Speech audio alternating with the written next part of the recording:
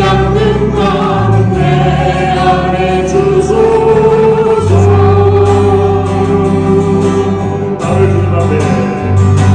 나를 주님 앞에 주어 멀리 가지 마시고 주의 성령을 거두지 마소서.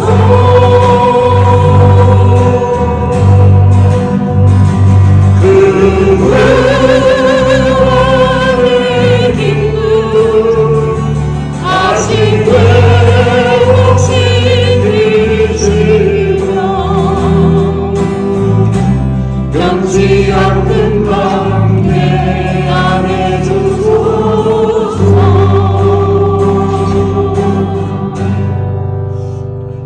오늘도 주님 주일을 맞아 주님 전에 나오게 하시고 아버지 하나님의 말씀을 사모하여서 주님 아버지 나와싸우니 오늘도 주님 예비하신 주님의 그 모든 은혜를 우리들에게 부어주시고 주여 아버지 연약했던 우리의 영혼들이 다시 회복되는 이 귀한 시간 되도록 주님 축복하여 주시옵소서. 아버지 하나님 이 세상에서 살 때 주여 이런 일 저런 일로 주님 많은 어려움이 있고 또한 아버지 하나님의 우리들의 삶 속에서 주여 아버지 정말 어려울 때가 아버지 많습니다. 주여 아버지 무엇보다도 우리의 마음이 아버지 늘 주님을 향하지 못하고 세상에 얽매여 살면서 주님 마음을 빼앗길 때가 너무나 많사오니 아버지 하나님 오늘 주님 앞에 고백합니다. 주여 용서하시고 주여 아버지 거룩하신 주님의 거룩하신 벌과 말씀으로 정케하여 주시옵소서. 오늘도 주님 기도하고 원하옵기는 아버지 이 새해에는 아버지 우리의 그 모든 예배가 아버지 다시 회복되게 하시고 아버지 주일 예배의 중요성을 우리가 다 깨달아 알게 하시고 아버지 하나님의 예배에 아버지 정말 정직한 마음과 아버지 정말 주님을 사모하며 사랑하는 마음으로 감사하는 마음으로 나와 늘 신령과 진정으로 주님 앞에 예배드리게 하여 주시옵소서. 그리하여 주님 우리가 그 아버지 하나님의 성령의 열매가 맺게 하시고 그리하여 그 열매를 가지고 우리의 삶을 아버지 하나님께 드리며 주님 우리의 받은 은사를 주님 앞에 돌려드릴 수 있도록 우리들을 아버지 축복하시고 우리들의 그 아버지 마음을 주님께로 늘 향하게 주님 인도하여 주시고 주장해 주시옵소서.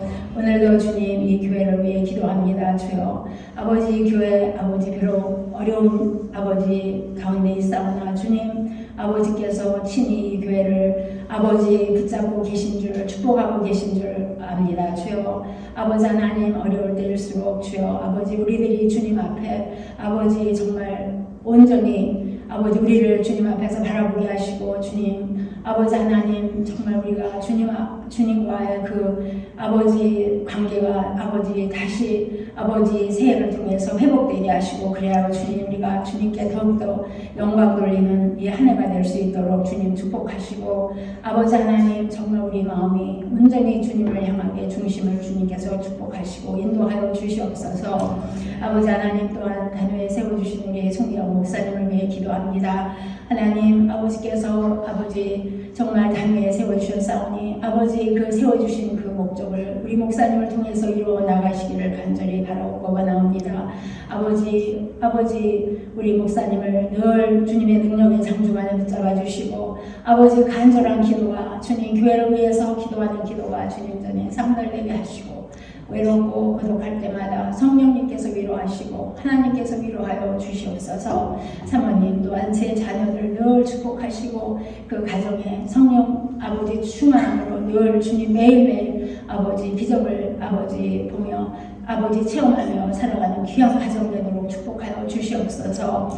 아버지 하나님 또한 주님 이 교회의 주여 아버지 하나님 우리 모인 우리들 다 주님 오늘도 여러모로 주님 어떠한 아버지 그 문제를 가지고 어려운 일을 가지고 나왔는지 전혀 알 수 없사오나 주님께서 아시겠사오니 아버지 한 사람 한 사람을 만나주시고 주님 우리가 온전히 아버지 짧은 세상 정말 안개와 같은 아버지 이 세상을 사는데 주님 이 세상에 주님 우리가 목적을 두고 살지 않게 하시고 아버지 정말 하루하루 감사하며 주님 아버지 이름을 영화롭게 하며 살 수 있도록 우리의 삶을 지켜주시고 우리의 삶을 인도하여 주시옵소서. 오늘도 이 교회에 아버지 정말 많은 일꾼이 필요합니다. 주여 아버지 필요한 일꾼을 보내주시고 주님 그리하여 이 교회가 다시 한번 주님 소생하는 교회가 되게 하시고 주여 아버지 정말 이 교회를 통해서 주님 많은 영혼을 받아주시고 많은 아버지 죽었던 영혼들이 이곳에 나와 말씀을 들을 때 주님 아버지 다시 살아나는 역사 새롭게 되는 역사가 이 교회를 통해서 일어나게 도와주시옵소서.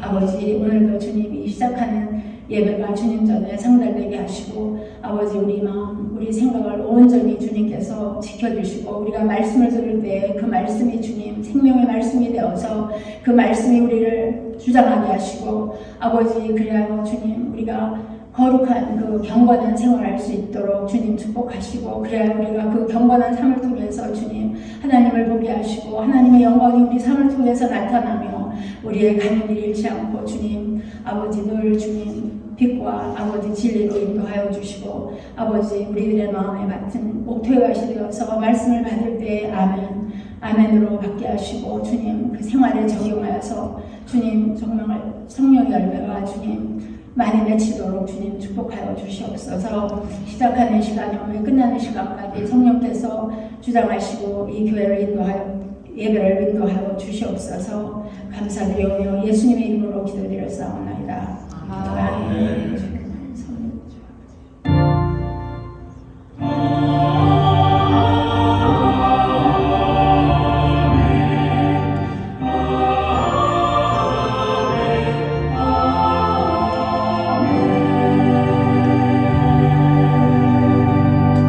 교회 소식 몇 가지 알려드리겠습니다.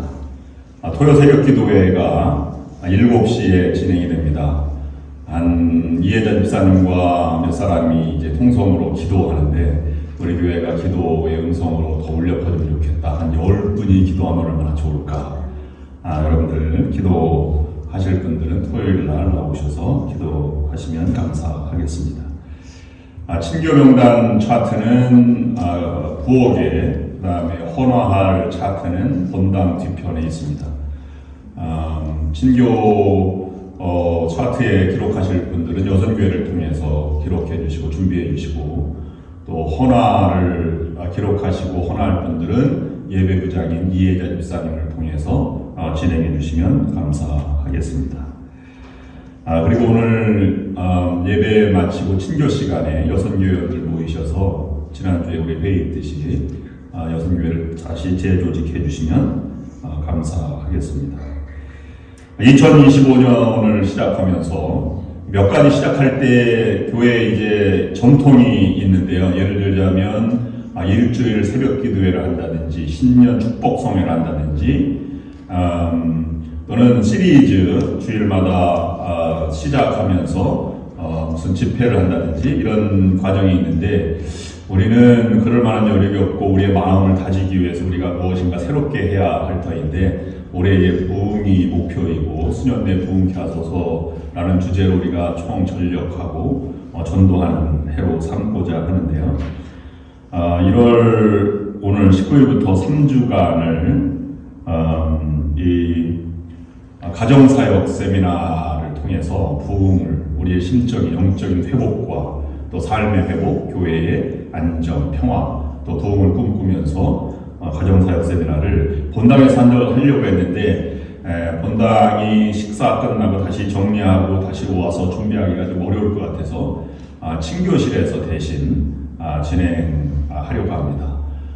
우리 집사람이 배우고 공부하고 있는 것을 나누길 원하는 것이니까 여러분 우리 집사람을 도와주고 또 교회도 함께 해나가고 참여해 주셔서 1시부터 2시까지 1시간 정도 시작을 할 테니까 3주만 들어도 시스템이 어떻게 들어가는 건지 사역이 어떤 것인지 이런 것을 알 수 있을 것입니다. 많이 참여해 주시고 2월 3일 날은 우리 피그미 선교사님이 선교 보고를 요청하셔서 우리 우리 보고를 그냥 설교 시간에 간단히 하겠습니다. 어떤 사역이 아프리카에서 일어나고 있는지 이런 것들을 하면 우리의 선교적 시각도 넓어지고 그를 위해서 기도하는 또 기회도 갖고 이렇게 하려고 합니다.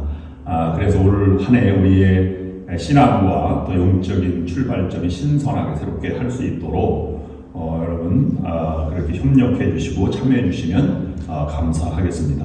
큰 부담은 아니고 큰 물질이 들어가는 것이 아니니까 여러분 정성스럽게 참여해 주시면 감사하겠습니다.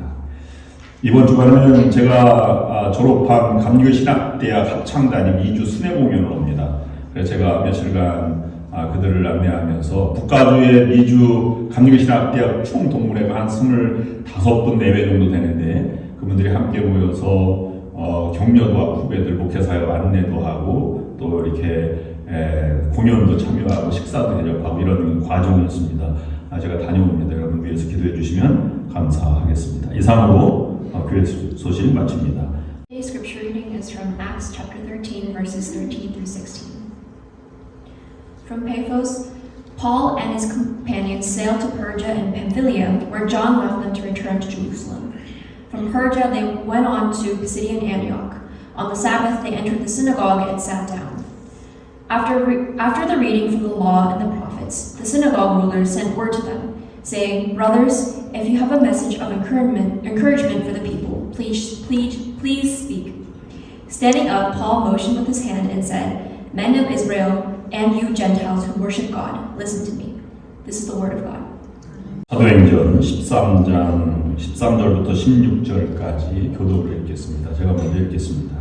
바울과 및 동행하는 사람들이 바보에서 배 타고 감빌리아에 있는 버가에 이르니 요한은 그들에게서 떠나 예루살렘으로 돌아가고 그들은 버가에서 더 나아가 비시디아 안디옥에 이르러 안식일 회당에 들어가 앉으니라. 율법과 선지자의 글을 읽은 후에 회당장들이 사람을 보내어 물어 이르되 형제들아 만일 백성을 권할 말이 있거든 말하라 하니 바울이 일어나 손짓하며 말하되 이스라엘 사람들과 및 하나님을 경외하는 사람들아 들으라.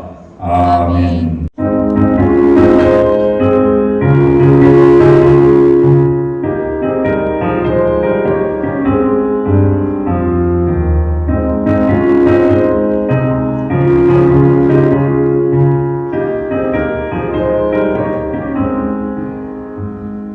기쁜 일이 있어 전국 종지에 나가 나를 돌아왔구나.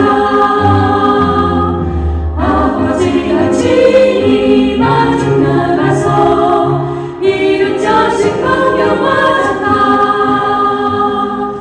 영광 주께 돌리세. 하늘 빛과 소리 울리네. 파도 소리가 들린 찬양 소리를 천지진동하게 부르세. 기쁜 일이 있어 전국 종치네. 돌아온 자 받아주신다. 죄에 빠진 자를 건져주시니 성령으로 거듭났구나. 영광 주께 돌리세. 하늘 빛과 소리 울리네. 파도 소리 같은 찬양 소리를 천지진동하게 부르세.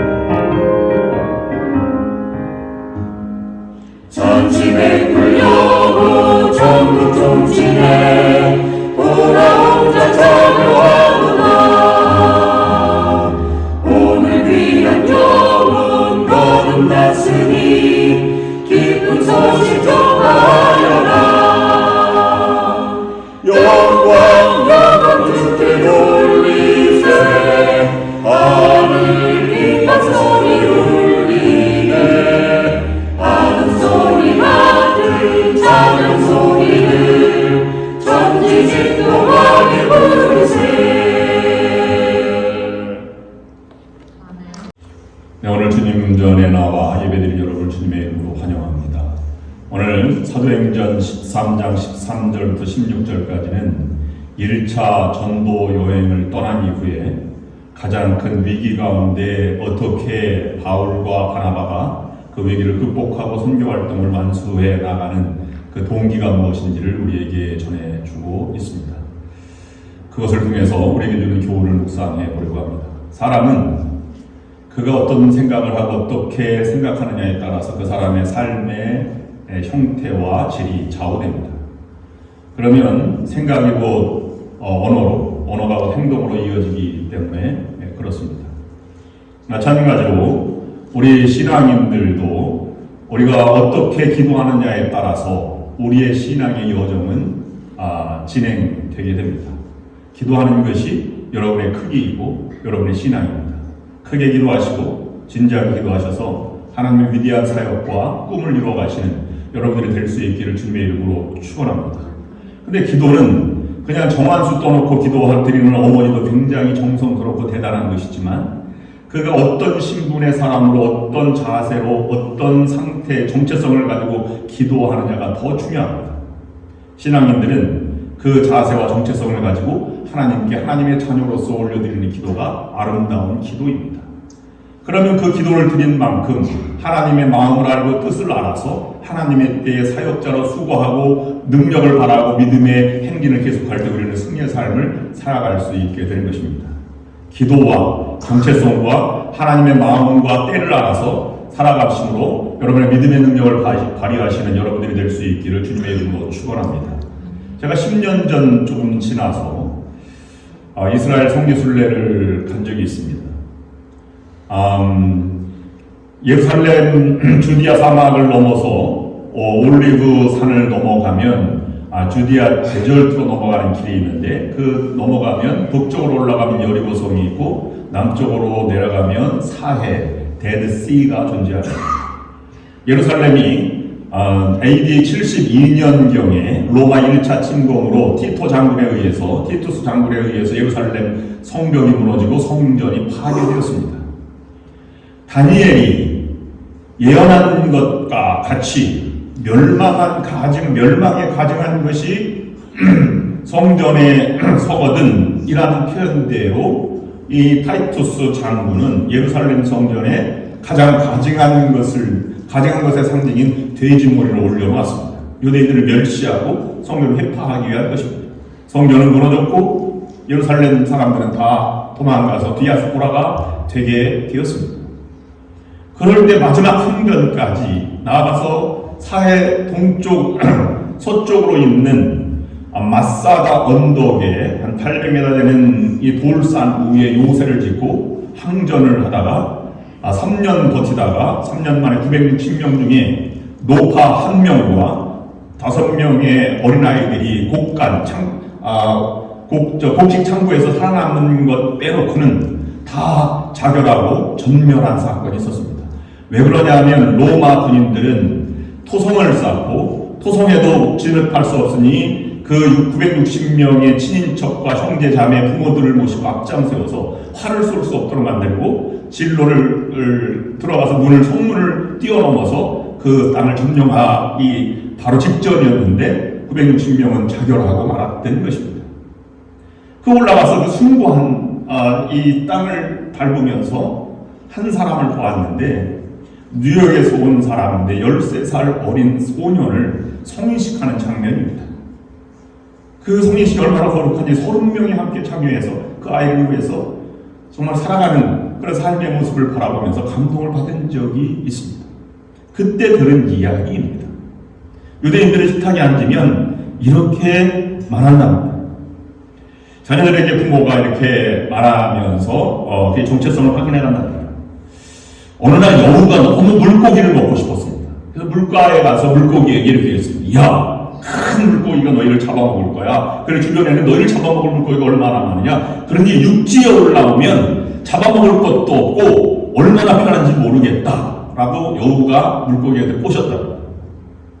물고기들이 그러면 회의에서 알려드리겠습니다. 그래서 열심히 회의했는데 찬반 양론이 벌어졌습니다. 그래서 결론은 여우님의 권유는 좋으나 우리는 무리에서 살겠습니다. 무리 나갈 수가 없습니다. 이렇게 얘기했다는 것입니다. 이 얘기를 들려주고 부모가 이렇게 질문한답니다. 물고기가 만약에 물이 싫어서 밖으로 나오면 어떻게 되지? 그러면 그야 말라듣든지 잡혀먹고 말지요 라고 말했답니다. 그때 부모가 하는 말이 유대인들은 유대인으로 살아야지 다른 데서 다른 종류로 살아갈 수가 없단다 라고 말합니다. 세계에 흩어진 민족들이 많이 있습니다. 그런데 유일하게 언어, 종교, 풍습, 그 다음 모든 것을 고유하게 간직한 부류는 두 부류라고 여러분 잘 알고 있습니다. 화교와 유대인들입니다. 이것은 우리가 얼마나 정체성이 중요한지를 우리에게 보여주고 있는 것입니다. 반대로 그것을 우리에게 가져오면 우리는 그리스도의 보혈의 능력으로 구원받은 사람으로 고백합니다. 그럼 우리 그리스도인으로서의 정체성을 얼마나 가지고 있는지 되돌아보게 됩니다. 때때로는 내가 예수를 믿고 있는지 아닌지 그런 것을 우리가 혼란스러워할 때도 많이 있습니다. 적어도 우리가 그리스도인이라고 하는 정체성이 분명하다면 몇 가지 해도 분명히 해두어야 할 것이 있습니다. 예배드리기를 기다리고 있고 예배드리는 이 삶이 즐겁고 기쁘고 감격스러운지 매주일 다시 찾아오는 것이 어떤 마음인지를 되돌아볼 수 있습니다. 그 다음으로는 내가 하나님의 마음을 알고 하나님의 음성을 들으며 살아가는지 이것이 자녀된 그리스도인들의 정체성이 되어야 합니다. 기도를 많이 하고 수요 예배와 주일 예배를 참여하고 헌신을 많이 하는 것도 잘하는 일입니다. 그러나 그것은 일시적일 수 있고 의도적일 수 있기에 그것은 진정한 정체성이라고 볼 수 없습니다. 그러나 믿음의 사람은 그 이상입니다. 주님의 뜻을 묻고 또 멀리 떨어져 예배드릴 때에도 믿음이 성숙해져감을 우리가 되돌아보며 살아갈 수 있어야 하는 것입니다. 나아가서 더 나아가서 정체성이 있는 그리스도인이라면 하나님 말씀을 때때로 듣는 것이 아니라 항상 동행하는 임마누엘 하나님이 내 곁에 계신 것을 의식하고 살아가는지가 중요한 것입니다. 그분의 더불어서 그분의 손에 이끌려서 그분과 함께 경험하며 살아가는 것. 안녕하십니까? 굿모닝 성령님 이렇게 나온 책도 있는 것을 보면 모든 신앙인들과 모든 영성가들 모든 사도와 사막의 수도사들의 유일하게 관심 갖는 것은 하나님과 동행하는 삶이 어떤 것인지 이런 것을 하나님과 합의라는 세계는 어떤 것인지를 늘 관심을 갖고 살아간 것입니다. 그것이 무엇보다 하나님의 마음을 알고 하나님과 더불어 살아가는 것이 중요한 것입니다. 그걸 하나님과 교제하는 삶이라 이렇게 말합니다. 결혼을 해서 가정을 살아가는 것은 자기의 남편들의 삶, 아내는 아내들의 삶을 철저히 하기 때문에 가정이 평화로울 수 있습니다. 그러나 그것만 가지고는 부족한 것입니다. 때로는 오해일 수도 있고 때로는 잘못된 그러한 모습을 나타낼 수도 있기 때문입니다. 무엇보다 중요한 것은 마음을 서로 잘 헤아려 알아가는 것입니다. 마음이 이해가 안 되면 대화를 해도 이해가 안 됩니다. 그냥 소리만 왔다 갔다 하는 경우일 수도 있기 때문입니다. 우리도 공동체, 이 교회 공동체도 마찬가지입니다. 하나님과 교제하고 동행하는 사람이어야 다른 사람의 마음도 알 수 있고 서로 하나가 될 수 있고 하나님의 음성뿐만 아니라 하나님 말씀에 순종하며 아름다운 공동체를 만들어갈 수 있는 것입니다. 오늘 본문은 어떤 이 혼란 속에서 하나님의 마음으로 한 전도자들이 어떤 태도를 취했는가 하는 것을 우리에게 전해주고 있습니다. 바나바가 다소에 13년간 집거하고 있던 바울을 불러다가 따로 띄어서 선교사로 파송을 받게 하였습니다. 1년 동안의 과정을 거친 다음에 선교 여행을 떠나게 됩니다. 그런데 중간에 마가 요한이 예루살렘으로 돌아가 버렸습니다. 한 사람의 영혼을 위해 전도하고 교회를 세우고 헌신하는 일의 가장 중요한 순간에 그들은 내분하지 않고 하나님의 마음으로 선교 활동을 계속해 나아가게 되었습니다.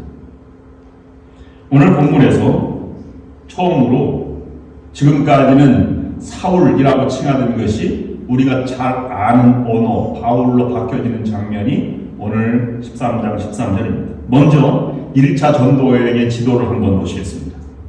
예루살렘의 북쪽으로 가면 안디옥 지역에 있어서 안디옥에서 구브로 섬에 도착해서 먼저 들어갔다가 구브로 살라미 지역에서 그 다음에 바보로 이어지고 그 다음에 이제 유럽 쪽으로 건너가는 그 장면입니다. 다음 지도를 살펴보시면 더 구체적으로 나와 볼 수 있습니다.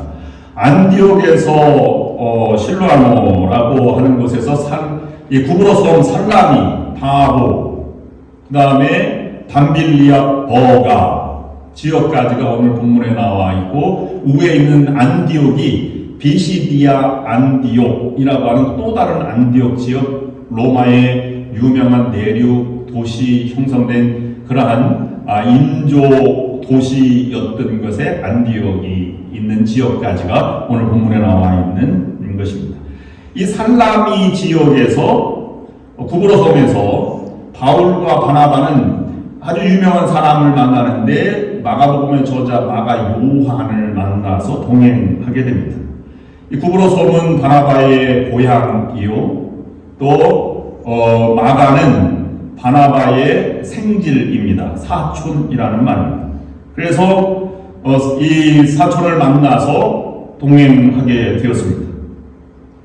그리고 바로라고 하는 지역에 총독이, 구브로 섬에 총독이 살고 있었는데 총독께 전도하다가 이제 뭐 귀신 들린 자 이렇게 사건이 있은 다음에 이 서기오 바울이 최초로 전도자의 열매가 되어서 신앙인이 되게 됩니다.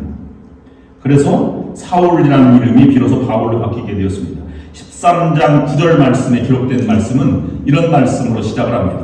13장 9절 말씀 보시면 바울이라고 하는 사울이 성령이 충만하여 그를 주목하고 라고 말하고 있는데 그것이 오늘 13절에 가서 이렇게 바뀌고 있습니다. 바울과 함께 동행하는 사람들이 바보에서 배 타고 밤빌리아에 있는 버가에 이르니 요한은 그들에게 떠나 예루살렘으로 돌아갔다라고 말하고 있습니다. 먼저 우리가 묵상해 보아야 할 것은 그러면 사울이라고 불렸던 것과 바울이라고 불렸던 것 어떤 차이가 있는지, 왜 사울에서 바울로 바뀌었는지 라는 것을 먼저 생각해 볼 수 있습니다. 많은 그리스도인 한국 사람들은 사울은 예수 믿기 전에 핍박받을 때 이름이 사울이고 바울은 회심한 다음에 이름이 바울이다 라고 우리가 알고 있습니다. 그런데 성경은 그에 대해서 증거하고 있지 않습니다. 물론 결론적으로 말하면 사울은 히브리식 발음이요, 이름이요, 바울은 로마식 이름입니다. 그건 맞는 얘기인데 그렇게 연결될 수는 없습니다. 극적인 변화를 좋아하는 한국 사람들이 사울은 예수 믿기 전 핍박하든 바울은 예수 믿은 다음에 회개한 사람의 이름 이렇게 연결짓고 있습니다. 그런데 성경에 찾아보면 몇 가지 여기에 해석들이 역사적으로 증거해 왔습니다. 왜 사울이 바울로 변했는지 성경은 말하져 있지 않고 있습니다. 다음 해석은 그러면 바울이 왜 바울로 됐느냐 하면 구브로 섬의 살라미에서 바보에서 전도할 때 서기오 바울이 너무 천년내가 감격스럽게 다가왔기 때문에 이 바울이라고 하는 사람이 같은 언어가 이름이 같은데 바울로 쓰여진 것이 너무 충격을 받아서 내가 그러면 로마식 이름을 그때부터 바꾸겠다라고 해서 천열매의 그 변화 때문에 바울로 들려졌다라고 볼 수 있습니다. 그러나 그것도 정확한 해석이 될 수 없습니다. 왜냐하면 바울의 근거나 바울의 마음을 우리는 알 수 없기 때문입니다. 그런데 선교여행을 시작할 때부터 이제는 마가 요한을 만나고 바나바와 함께 선교 바울을 증거하면서 이제는 본토로 넘어가서 밤빌리아 그 다음에 버가 지역으로 가면서 비시디 안디옥까지 갈 때 마음이 새로워졌다는 것을 우리가 볼 수 있습니다. 그래서 그 듣는 사람들이 다 유대인들이 아닌 사람들입니다. 이방인들이죠. 이방인들의 복음을 전하기 위해서는 사울이라고 하는 낯선 이름보다는 그들이 가지고 있는 이름 중에 그래도 친근한 이름인 바울을 사용했을 것이라고 하는 것이 가장 유력한 해석입니다. 제 이름은 영어로는 스카이입니다. 왜냐하면 송계영의 이니셜이 SKY이기 때문에 제가 이렇게 얘기하면 어떤 사람은 서울대였는데 고대 약자인데 이렇게 얘기하기도 합니다. 그러나 그것과 아무 상관이 없습니다. 제가 가이영성, 개영성 그러면 미국 사람들 발음을 잘못합니다. 가이영성 그래서 제가 이렇게 설명할 때 가이는 한국어로 개고 영은 젊다는 것입니다. 젊은 게 노래, 송 이렇게 얘기하니까 너무 이상한 것입니다. 그래서 나는 당신들이 가이영성이라고 부르는 건 좋지만 나는 내가 듣기에는 너무 바더가 된다. 그래서 나는 이니셜로 해서 SKY, 스카이송 이렇게 해서 시민권 달된 것을 이니셜 중간 이름으로 넣게 되었습니다. 한국 사람들은 대부분 이름을 두 가지 정도 사용합니다. 한국 이름은 철수라면 미국 이름은 탐, 찰스 이렇게 부르기도 한 것과 마찬가지입니다. 성경에도 두 가지 이름으로 불린 사람이 많습니다. 마띠아와 대결해서 선거에 나와서 그 이름 나왔던 12 제자 중에 한 명의 후보자였던 요셉이라고 하는 사람은 이 로마식 이름인 유스도라고도 불렸고 히브리식 이름인 안식일의 아들이라고 불려서 바사바라고도 불렸다라고 기록하고 있습니다. 그리고 오늘 본문에서 13장 13절로부터 바울이 본격적으로 등장했는데 이 이전까지는 바나바와 사울일 또는 바나바와 사울이라는 바울 이렇게 기록되었는데 오늘부터 순서는 바울과 바나바라고 바뀌어 이름이 등장하고 있습니다. 즉 선교 여행의 주도권이 바나바에서 바울로 이동하는 것을 의미하고 있습니다. 그러면 오늘 이 말씀을 묵상하면서 어떻게 그 어려운 가운데 그들의 하나님의 마음으로 정체성을 가지고 나아가게 되었는지를 묵상하면서 세 가지 우리에게 주는 교훈을 묵상하려고 합니다. 첫 번째는 그들은 하나님의 원대한 교훈 또는 원대한 계획이 있음을 알았습니다. 하나님의 흐트러짐 없는 분명한 계획이 있다는 것을 그들은 알았습니다. 그래서 흔들리지 않았습니다. 사도행전 9장 15절 말씀입니다. 주께서 이르시되 가라. 이 사람은 내 이름을 이방인과 임금들과 이스라엘 자손들에게 전하기 위하여 택한 나의 그릇이라. 사도 바울의 정체성은 그가 회심시키게 하는 것도 하나님의 은혜지만 불러주신 것은 이스라엘과 이방인들 선교사로 불러주셨다는 것을 잊지 않았습니다. 그런데 지난주에 살펴봤듯이 부름받자마자 회개하자마자 바로 이 이방인 민족을 향해서 달려가지 않았습니다.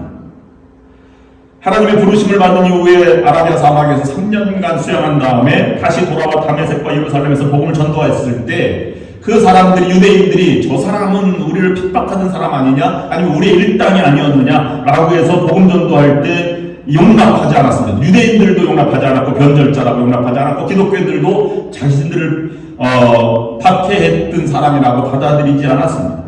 그래서 다시 다소로 보내어서 바나바가 보내어서 그곳에 13년간 있다 다시 머물러 있다가 돌아오게 되어서 부름마다 섬기게 된 것입니다. 이전에 바울이 아니라 새로운 하나님의 뜻을 안 바울은 그것을 실행할 때까지 흔들림 없이 나아가기 시작했던 것입니다. 하나님은 이렇게 흔들림 없는 사람들에게 하나님의 뜻을 펼쳐나가십니다. 여러분이 아무리 힘들고 어려워도 하나님이 여러분의 가지고 계신 계획은 분명합니다. 우리는 알 수 없지만 하나님은 분명한 계획이 요한복음 10장 10절 말씀입니다. 이 양으로 더 풍성이 없고 더 풍성하게 얻으려는 것이다. 하나님의 뜻은 신앙인들이 풍성한 삶, 은혜의 삶, 평강의 삶을 살아가는 것입니다. 우리 교회도 힘이 들지만 하나님의 분명한 계획이 우리 가운데 있습니다. 그러므로 우리는 참고 기도하고 인내하고 그 사역의 때가 되어서 우리가 헌신하면 하나님의 뜻을 이루어 갈 것입니다. 중요한 것은 우리가 그 계획을 알 수 없고 잘 모른다는 것입니다. 그러면 그 알 수 없는 그 하나님의 계획이 무엇인가를 여러분 괴로움을 가지고 있어야 합니다. 하나님의 뜻이 무엇일까요? 끊임없이 기도하고 무릎 꿇고 그리고 고민하고 찾아가는 여러분들이 될 수 있어야 할 것입니다. 하나님의 계획은 분명한 건 알 수 있는데 내 믿음이 적어서 그것을 실행할 수 없다면 그것 때문에 괴로워할 수 있어야 합니다. 그리고 그것 때문에 기도해보고 하지 못하는 것을 아파해보고 다시 기도하고 기다리고 이런 자세 이런 시기가 필요한 것입니다. 그리고 나서 하나님의 뜻을 실현해 나가는 방법을 여러분 끊임없이 기다려보시길 바랍니다. 하나님은 분명한 계획을 가지고 계신데 두 번째 오늘 본문이 정해주는 것은 하나님의 분명한 계획은 하나님의 분명한 시간표대로 움직인다는 사실입니다. 내 마음대로 되고 싶은데 그렇지 않습니다. 삶에 있어서 제일 중요한 것은 금수저, 은수저라는 것 때문에 능력이라고 보는 경우도 많이 있습니다. 능력이 없으면 실력이라도 좋으면 성공할 가능성이 많죠. 실력이라도 없으면 열정이라도 있어서 최선을 다해 살아가는 것이 중요합니다.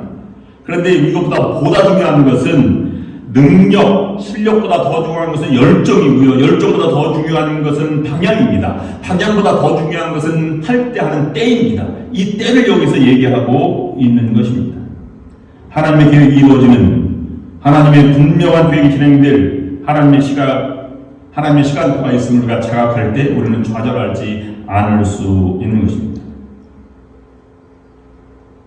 우리 집사람을 제가 만나는 것은 하나님의 계획에 포함되어 있을까요? 없을까요?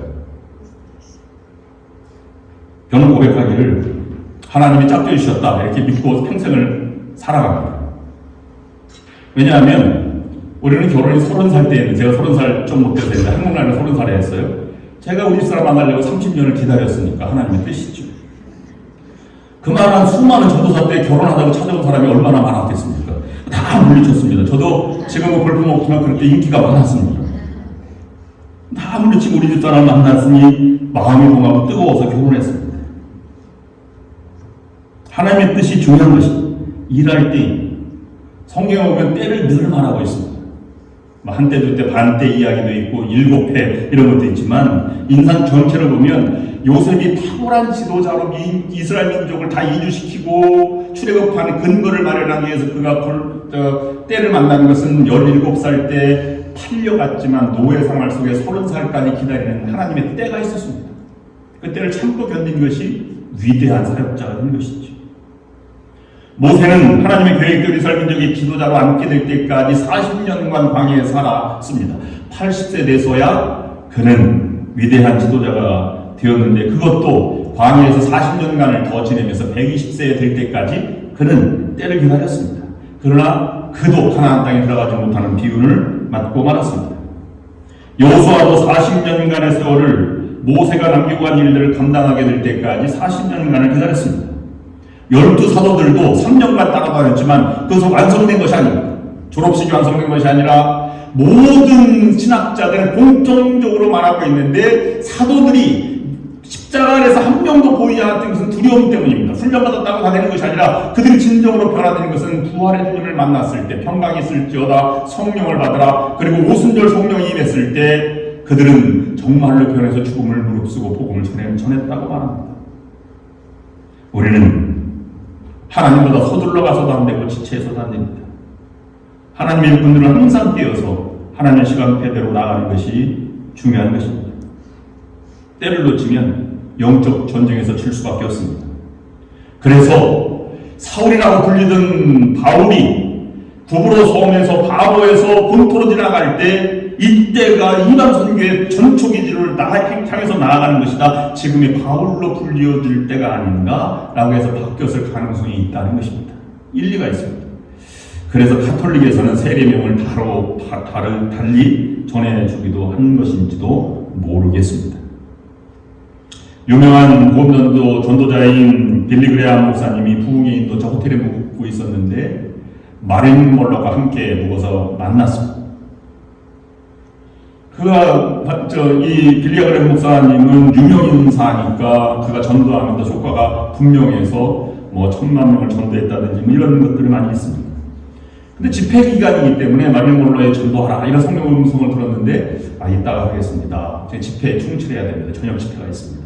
넘어갔답니다. 아침에 만났는데 또 마닐몰라가 만났답니다. 집회가 아직 끝나지 않았는데 내일 아침 집회가 끝나면 내가 전도하리라. 근데 그날 저녁에 마닐몰라가 목숨을 끊었다고 합니다. 빌리그레함 목사님의 자서전에 등장한 이야기 중에 하나입니다. 천국에 갈 시간을 놓치면 지옥에 가게 되듯이 하나님의 시간표는 이만큼 중요한 것입니다. 그것은 하나님이 정하십니다. 마지막 세 번째로는 하나님은 모든 사람을 사용하신다는 것입니다. 오늘 13장 13절 14절 말씀 보면 이렇게 기록하고 있습니다. 바울과 동행하는 사람들이 바보에서 배 타고 밤빌리아에 있는 버가에 이르니 여호와는 그들에게서 떠나 예루살렘으로 돌아가고 그들은 버가에서 더 나아가 피시디 안디옥에 이르러 안식일에 회당에 들어가 앉으니라 라고 말했습니다. 유명한 두 사람이 등장하게 되는데 한 사람은 바울이라고 하는 사울, 바울이고 또 한 사람은 마가입니다. 이 마가 요한은 1차 전도여행의 동행자이자 마가이며 마가복음의 저자 오순절 다락방을 제공한 이 마가 요한 바나바의 조카입니다. 두 사람 다 문제가 있는 사람이었습니다. 바울은 우리가 잘 알던 대로 1차 전도여행을 떠나기 전까지 좋지 않은 과거의 소유자였고 핍박자에서 180도 바뀌어서 전도자가 된 방해꾼에서 전도자가 된 복음 증거자가 된 사람입니다. 변하는 것은 이해가 됩니다.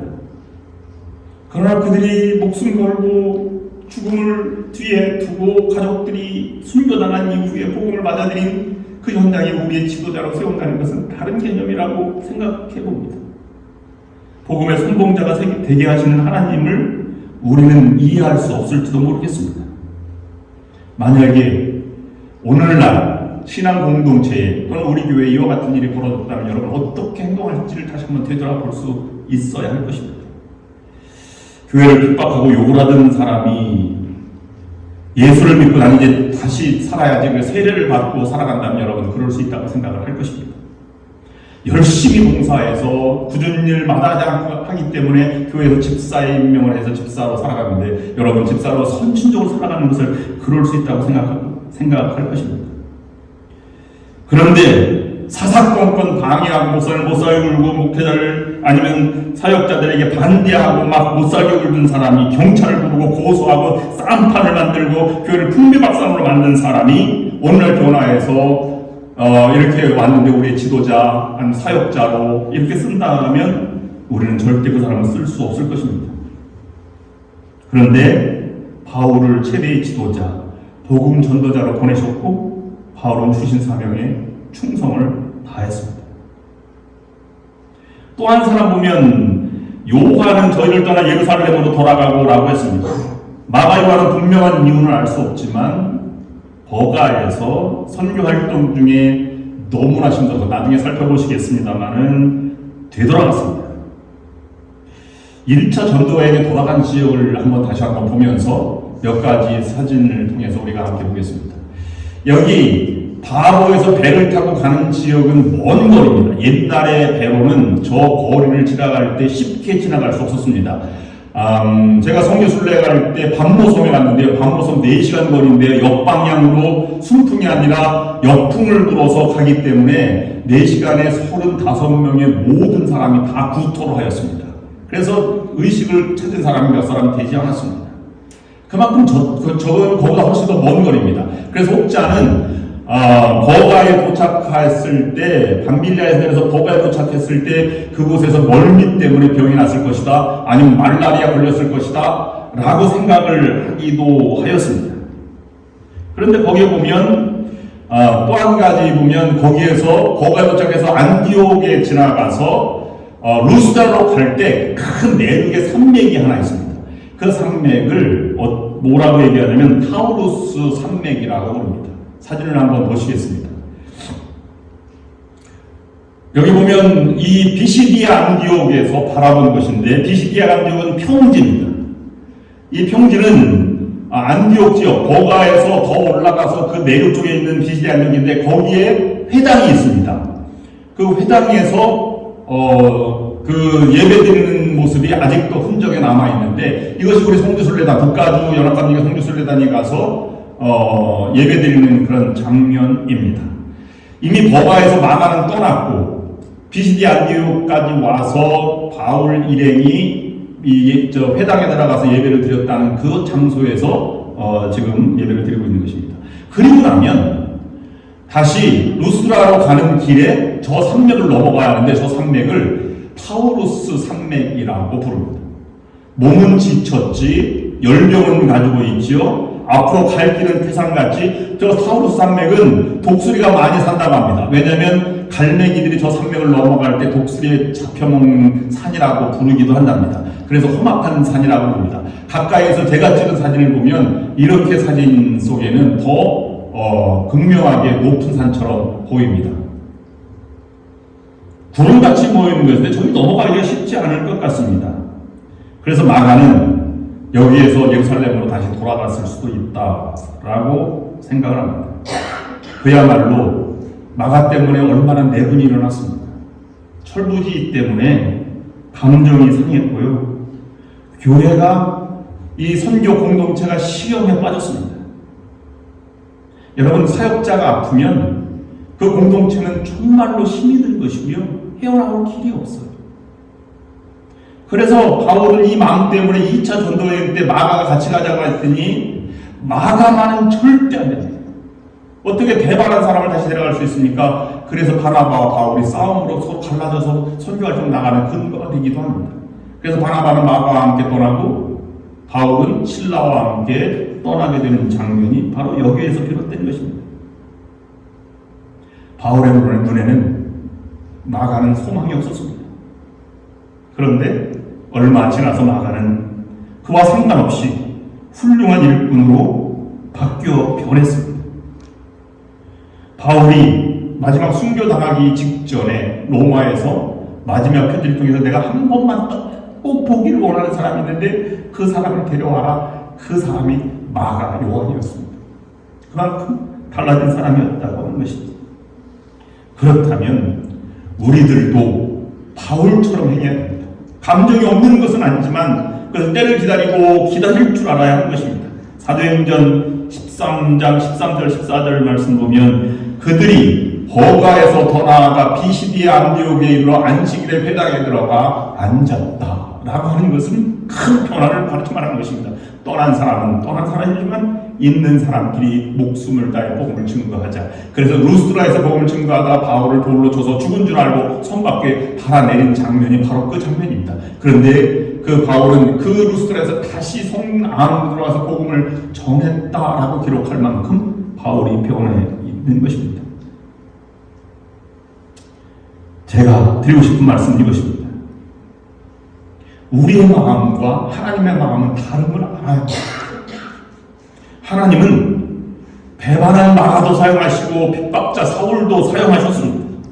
누구든지 멋지게 변화시켜서 누구도 다 사용하신 것이 하나님의 뜻이라면 우리도 그럴 만한 자세가 있어야 할 것입니다. 역사적으로 이럴 만한 사람이 한두 사람이 아닙니다. 물론 정치적으로도 그런 사람이 있지만 역사적으로도 둘로스 선교회와 로고스 선교회가 함께 이제 같은 수장을 맡고 있는데 체어맨이 한 사람입니다. 그 사람이 조지 버워라고 하는 사람인데 그 두 단체에서 선교사 파송한 사람이 4,000명이면 굉장히 큰 것입니다. 지금 연합감정회가 파송한 사람이 1,300명입니다. 그러니 얼마나 큰 선교 단체입니까? 이 사람 성격에 미쳤다고 말합니다. 그래서 겉옷을 입었는데 겉옷이 세계 지도예요. 다른 사람은 참 겉옷만 그렇지 라고 할까봐 그런 속옷도 세계 지도를 그려서 내복까지 입고 다닌다는 사람입니다. 제가 보지는 못했습니다만 이야기를 그렇게 들었습니다. 이분의 이런 이야기가 있습니다. 순교학을 영어로는 미시올로지라고 말합니다. 미션의 학이다 이렇게 붙여주는 것이죠. 근데 이 사람은 그것을 다르게 불렀습니다. 그것은 메스올로지가 맞다 이렇게 얘기했습니다. 왜냐하면 메스라고 하는 것은 메스업됐다, 지저분하다, 모든 걸 다 포함했다 라고 해서 선교는 모든 사람을 변화시켜 쓰는 것다, 지저분한 것도 다 쓴다라고 해서 메스올로지라고 이렇게 얘기했습니다. 한 가지 간증을 했는데요. 가까운 자기 친구가 목회를 열심히 큰 교회를 했는데 어느 날 갑자기 불륜을 저지르게 되어서 교회에서 쫓겨나게 되었습니다. 많은 사람이 손가락질했습니다. 그런데 어딘가 사라지고 말았습니다. 이는 선교사이기 때문에 세계 각 지역에 다 선교의 네트워크를 갖고 있는데 10년 후에 그 목사가 아프리카 오지에 가서 선교사로 살아가고 있다는 소식을 듣게 되었습니다. 조지 버워는 이 사건을 통해서 하나님의 선교는 우리의 판단할 계제가 아니다. 하나님의 선교는 하나님이 알아서 하신다. 절대로 쓰지 못할 사람은 세상에 존재하지 않는다 라고 말하였습니다. 성경에 보면 여러분 손가락질한 사람이 다윗 한 사람 밧세바를 범한 것은 인류의 치욕스러운 죄악입니다. 손가락질 당해도 평생 손가락질 당해야 될 것 아닙니까? 근데 위대한 성문이라고 말하지 않습니다. 하나님의 마음으로 저는 하나님의 마음에 합한 자라 하는 하나님의 음성을 우리가 다시 한번 생각해 보아야 합니다. 우리는 한 번 손가락질 당하면 선입견은 절대 버리지 않습니다. 그런데 그 마음 회개할 수 있어야 합니다. 못될 나무, 될성 싶은 나무는 떡잎부터 알아본다는 말은 일반 사람들이 하는 얘기지 신앙을 가진 사람들의 이야기는 아닌 것입니다. 그러므로 우리는 하나님 앞에 모든 사람을 쓴다는 전제 아래 두 가지를 선언할 수 있어야 되고 약속을 해야만 합니다. 첫 번째로는 사람을 한 부분 가지고 한 번에 판단하지 말아야 한다는 것입니다. 여러분, 어떤 제 친구 중에 한 분은 드라마를 보는데 16부작이 보통 미니시리즈 아닙니까? 너무 지루하대요. 그래서 홀수만 본답니다. 1, 3, 5, 7, 9 이렇게 해서 마지막 편은 16번을 본답니다. 내용은 다 이해가 된답니다. 무식하게 그렇게 다 보냐 이렇게 얘기합니다. 근데 그 정서를 따라가기 약간 부족하지 않습니까? 그렇게 해서 하는 것이 아니지 않습니까? 내가 저 사람 20년째 봐서 사는데 그 사람 안 됩니다. 누가 합니까? 21년째 바뀔지. 1980년대 우리 아이가 오늘 갑자기 이렇게 얘기하는 거예요. 엄마한테 얘기했답니다. 엄마, 나 보라색 눈도 주고 싶어. 미쳤어. 저한테 얘기해서 그럴 수도 있지 않고 드려봐. 용기 있으면 못 드리더라고요. 1980년대 노란물 드리는 것이 한게 유행이었습니다. 노란물을 다 드리는데 모든 사람이 노란물 드리는 사람을 손가락질했습니다. 그때 사랑의 교회 오카는 목사님이 노란물 드린 사람들의 예배를 따로 만들었습니다. 그렇게 착한 아이들이 얼마나 표출할 게 없으면 뭐에 물들였겠느냐 라고 해서 그 아이들이 변화되는 것이 회자되어서 그때 사회적인 큰 그런 충격을 준 적도 있습니다. 절대로 겉으로 벗어날 수 없습니다. 그렇게 판단해서는 안 되는 것입니다.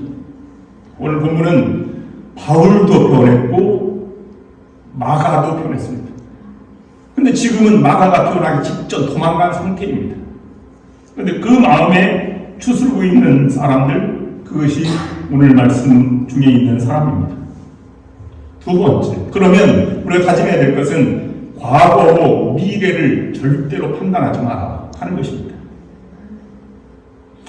바울과 마가도 좋지 않은 과거를 가지고 있었습니다. 그런데 여러분, 성경 가운데 유명한 사람들은 다 좋지 않은 과거를 가지고 있었습니다. 아브라함은 자신이 살기 위해서 아내를 팔았어요. 요셉은 고자질의 명수였습니다. 모세는 살인자였습니다. 다윗은 불륜남이었습니다. 베드로는 변절자였습니다. 마태는 세리, 매국노였습니다. 바울은 핍박자였습니다. 마가는 도망자였습니다. 그런데 과거에 묶이지 않고 탁월한 지도자로 변해 있는 모습을 우리는 보고 있는 것입니다. 쉽게 포기하거나 낭망하지 말아야 할 것입니다. 한두 가지 일로 그 사람 전부를 판단해서 안 됩니다. 끝까지 하나님 마음으로 기다려주고 때가 되면 될 것이다 라는 소망을 가지고 살아가야 할 것입니다. 그렇다고 해서 너 망난인데 무조건 받아들이라 이 말은 아닙니다. 아무나도 만나거나 함께 해서는 안 됩니다. 악한 사람과 사겨라 이런 말도 아닙니다. 그런 사람과는 거리를 두어야 하죠. 그런 사람들에게 내가 영향을 받지 말라는 것입니다. 내가 가지고 있는 신선한 정체성이 그리스도인이라면 주변에 어떤 사람이 와도 내 마음에 흔들림이 없는, 영향을 받지 않는 그런 정체성이 있을 때 우리는 그리스도인으로서, 사역자로서 하나님의 승리를 가져올 수 있다라고 하는 것을 우리에게 보여주고 있는 것입니다. 이것이 하나님의 마음을 담는 사람의 특징입니다. 오늘 우리는 선교를 귀하게 여기시고 일하시는 하나님의 마음을 우리가 살펴보았습니다. 오늘 한 해에도 다른 걸 놓쳐도 하나님 마음을 가지고 나아가는 신앙인의 정체성을 우리가 가지고 살아가야 할 것입니다. 그런 마음을 주신 하나님께 감사하며 여러분에게 하나님이 가지고 있는 분명한 계획을 여러분의 신앙과 정체성을 통해서 드러내고 그 속에서 우리 교회가 부흥하고 승리하는 여러분들이 될 수 있기를 주님의 이름으로 축원합니다. 기도하겠습니다.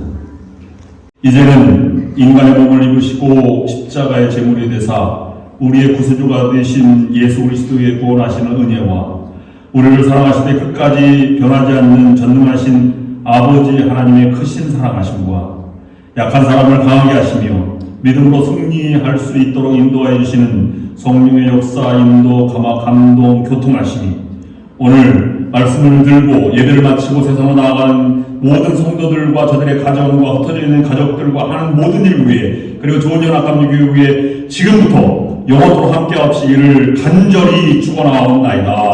아멘.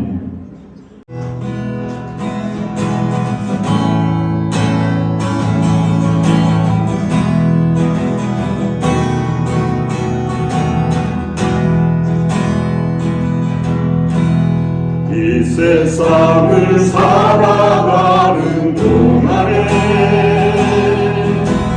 나의 힘을 의지할 수 없소니 기도하고 낙심하지 말 것을 주께서 찬송하니 되시리라. 하나님의 꿈이 나의 비전이 되고 예수님의 성품이 나의 인격이 되고 성령님의 권능이 나의 능력이 되길 원하고 기도합니다. 주의 길을 걸어가는 동안에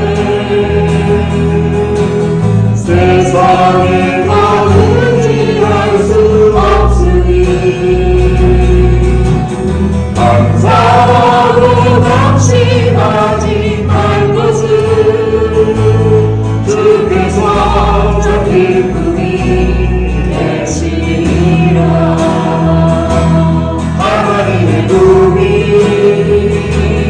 나의 비전이 되고 예수님의 성품이 나의 인격이 되고 성령님의 권능이 나의 능력이 되길 원하고 기도합니다. 이 세상을 살아가는 동안에 나의 힘을 의지할 수 없으니 기도하